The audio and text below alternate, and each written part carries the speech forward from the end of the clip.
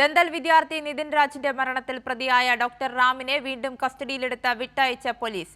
രണ്ടാമത് കസ്റ്റഡിയിലെടുത്തത് തലശ്ശേരി ജില്ലാ സെഷൻസ് കോടതി. റാമിനെ വിട്ടയച്ചതിന് പിന്നാലെ കോടതിയിൽ നടന്നത് നാടകീയ രംഗങ്ങൾ.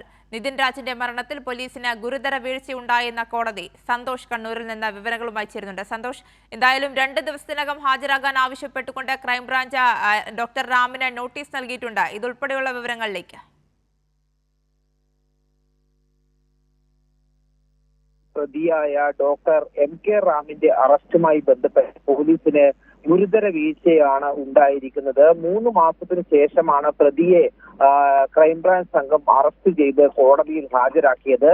എന്നാൽ കോടതിയിൽ ഹാജരാക്കുന്നതിന് മുൻപ് ഈ അറസ്റ്റ് ചെയ്യുമ്പോൾ പാലിക്കേണ്ടുന്ന നടപടിക്രമങ്ങൾ പാലിക്കാത്തതിനെ തുടർന്നാണ് ഈ തലശ്ശേരി ജില്ലാ സെഷൻസ് കോടതി പ്രതിയായ റാമിനെ വെറുതെ വിട്ടത്.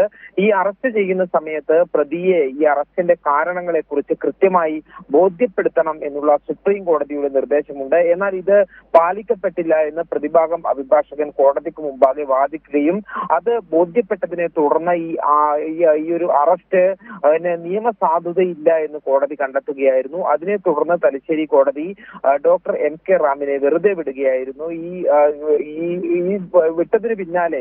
വിട്ടയച്ചതിന് പിന്നാലെ കോടതി വളപ്പിൽ വച്ചിട്ട് ഈ ക്രൈംബ്രാഞ്ച് സംഘം വീണ്ടും ഡോക്ടർ MK റാമിനെ കസ്റ്റഡിയിലെടുത്തതാണ് നാടകീയ രംഗങ്ങൾക്ക് വഴിവെച്ചത്. കുടുംബത്തിനൊപ്പം നടന്നു നീങ്ങുകയായിരുന്ന ഡോക്ടർ റാമിനെ ഈ പോലീസ് വാഹനത്തിൽ എത്തിയ അന്വേഷണ സംഘം ജീപ്പിലേക്ക് കയറ്റി കൊണ്ടുപോവുകയായിരുന്നു.